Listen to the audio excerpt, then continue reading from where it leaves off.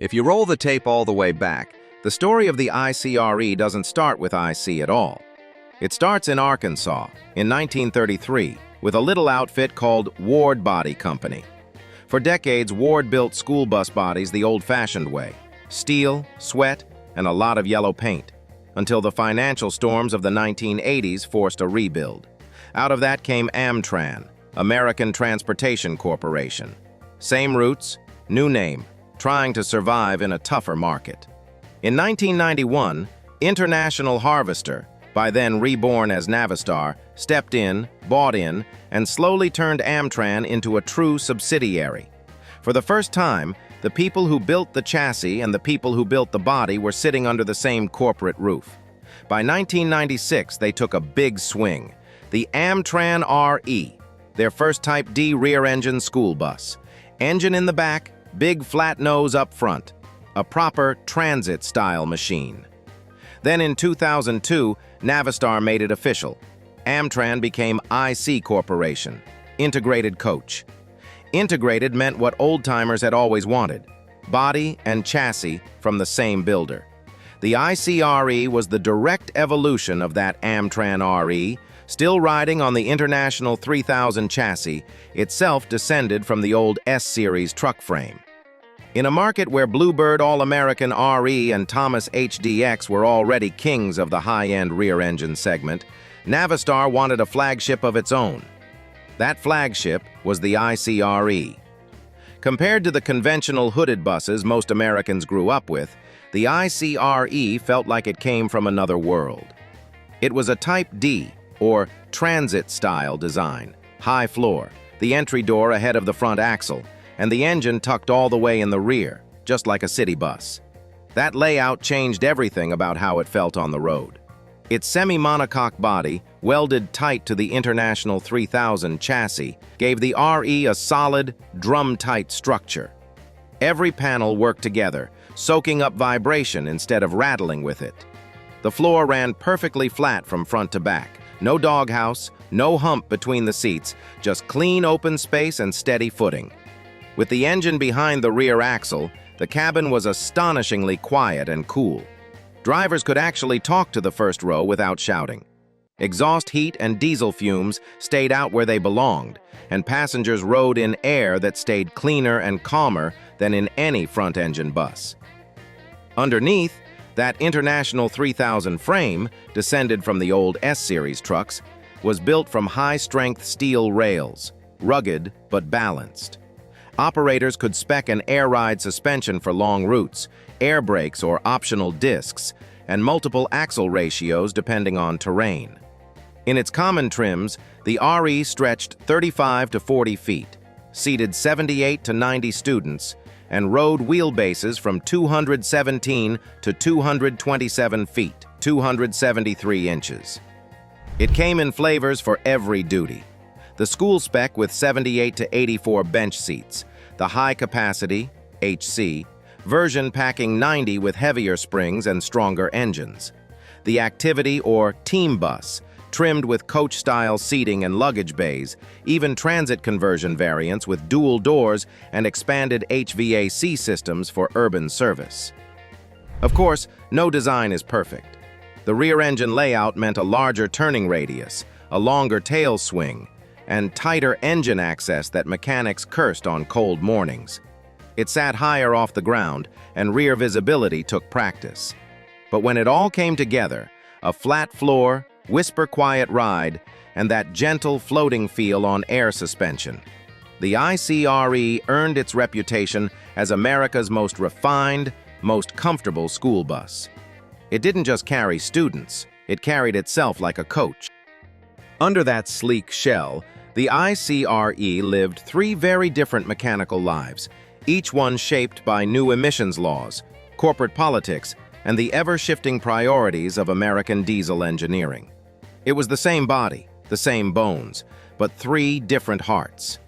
Era 1, the DT years, 1996 to 2006. The first generation came alive with the Navistar DT466E, a 7.6-liter inline-six turbo diesel that was already legendary in the trucking world. Depending on spec, it made 210 to 300 horsepower, paired with heavy-duty Allison automatics that seemed to last forever. For heavier versions, fleets could step up to the DT530, an 8.7-liter bruiser with even more torque. These engines were simple, tough, and honest. Mechanics could rebuild them in-frame. Parts were cheap, and many ran 300,000 miles or more without drama. In the late 90s, that combination made the RE a genuine workhorse, quiet up front, yet unstoppable underneath. Era 2, the MaxxForce gamble, 2007 to 2014. Then came the tightening noose of EPA emissions. Navistar tried to outsmart the rules with its in-house MaxxForce 9 and 10 engines, 9.3 and 10.5 liters, rated 250 to 350 horsepower, using an EGR-only system that skipped DEF fluid entirely. On paper, it sounded brilliant. In reality, it ran hot, clogged up, and kept mechanics busy around the clock. Overheating, sensors, endless check engine lights. Fleet managers called it the dark years. The buses still looked proud, but their hearts were weary. And IC Bus's reputation took a hit it would spend years trying to fix. Era 3, the Cummins redemption, 2016 to 2024. When the dust settled, Navistar turned outward and partnered with Cummins, America's diesel mainstay. The RE gained a Cummins L9, 8.9-liter, 260 to 300 horsepower, 860 pound-feet, or the smaller B 6.7, 6.7-liter, 240 to 325 horsepower, 750 pound-feet. Modern, efficient, and rock-solid. Some even ran on CNG, clean and quiet. Suddenly, the RE was reliable again, smooth, strong, and compliant with every emission code thrown its way. 3 hearts, 1 frame, and through them all, the ICRE proved it could adapt to whatever America demanded, even when the rules kept changing. By the late 2000s, the ICRE wasn't just strong, it had become smart. After 2 decades of evolution, Navistar turned the bus into a showcase for the newest in school transportation safety and driver comfort. Starting in 2018, every RE came standard with electronic stability control and collision mitigation, systems that quietly stepped in when the road turned slick or a distracted driver cut too close. It was the kind of technology once reserved for highway coaches, now protecting school children every morning.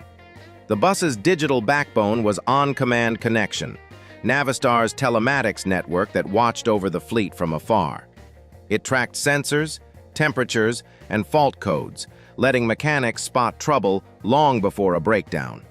Fleets could add 360-degree cameras, rear backup sensors, and blind spot alerts, wrapping a layer of awareness around a 40-foot machine. Inside, the 2018 interior redesign focused on the driver. A curved dash angled toward the seat, a raised driving position, and a tilt telescopic wheel that finally felt like a coach. Air conditioning flowed evenly from a central HVAC system, keeping the cabin cool from front to back. Every seat met FMVSS 222 standards, with 3-point belts now common, and a child checkmate system reminded drivers to walk the aisle before locking up. At 45 miles per hour, cabin noise measured just about 70 decibels, quieter than many sedans. It wasn't loud about its brilliance, it simply proved that a school bus could be quiet, smart, and genuinely safe. For all its refinement, the ICRE eventually met the one force no machine can outrun: economics. By the 2000s, America's school bus market had tilted sharply toward the practical. The Type C conventional buses, with their front engines and truck-style hoods, now made up 75 to 80% of all sales, while Type D rear-engine models like the RE were fading fast. Money was the reason. An ICRE cost roughly 25 to 30% more than a comparable front-engine CE. For district budgets that measured success in miles, not luxury, that was a deal-breaker. Mechanics also grumbled. The rear-mounted engine demanded extra labor and specialized parts. What once sounded premium soon translated to higher upkeep and longer downtimes, the kind of math no school board liked to see. After the recession, most districts were told to do more with less, and less usually meant a cheaper, simpler bus that shared parts with delivery trucks. Fleet managers praised the RE's quiet comfort, but when budgets tightened, comfort was the first thing to go. Then came the push for electrification. Between 2015 and 2020, federal and state grants began flowing toward battery-powered models, almost all of them based on Type C platforms. The money followed the front engine, not the rear. In 2024, Navistar finally confirmed what insiders already knew. The ICR-E series would end production, bringing to a close the International 3000 chassis line that had endured for 45 years. Only the Bluebird All-American RE and Thomas HD-X would remain in limited runs, more symbols than competitors. The RE didn't fail because it was flawed. It faded because the world around it changed, because durability and comfort stopped being what districts were paying for. In a market ruled by price and policy, luxury simply lost the fight. For those who spent their careers behind the wheel, the ICR-E wasn't just another bus. It was an experience. Drivers still say, "It drives like a coach, not a school bus." Sitting high with a wide panoramic windshield, they had a commanding view of the road ahead. The steering felt lighter than a CE, the ride smoother, and the cabin quiet enough to hear kids laughing in the back instead of the roar of a front-mounted diesel. Students remembered that too. The ride was calm, the seats steady, and the air smelled clean. No heat or diesel haze drifting forward. For long field trips, the RE felt closer to a charter coach than a yellow bus. In the garages, mechanics had mixed feelings. The rear engine was cramped to reach, but its wiring and plumbing were tidy, with fewer nagging electrical gremlins. When maintained right, they said, the RE outlasted any hooded Type C in the yard. Fleet managers agreed, noting 15 to 20 years of service life, and the body panels aged gracefully, holding paint and trim long after others faded. Among drivers, it earned a quiet nickname, the Cadillac of school buses. Veterans would sign up early for the hilly or highway routes, just for a chance to drive one more day in the RE. When the last ICR-E rolled off the line in 2024, it quietly closed a chapter that had begun nearly 70 years earlier, the era of the American rear-engine Type D diesel school bus. It wasn't just the end of a model, it was the farewell of an idea. The RE stood as the final representative of the International 3000 chassis, a frame whose lineage reached back to 1979 and the old S-Series trucks that once defined reliability on every rural route in the country. In its silence, the RE carried something that newer machines rarely do, a belief that engineering should come before economics. It was built to ride smooth, to protect its passengers, and to last, even when the balance sheets said otherwise. In that way, it belonged to the same family of American legends as the Scenic Cruiser or the Eagle Model 15, machines that outlived their makers in memory, if not in production. Today, most of those yellow giants have aged into retirement, parked behind fences or rusting beside maintenance sheds. Yet when the sun hits their stainless mirrors, you can still feel what they stood for: craftsmanship, dignity, and a touch of quiet pride. Some buses made profit. This one made peace and silence. Have you ever driven or ridden in an ICR-E? Tell us what that quiet felt like.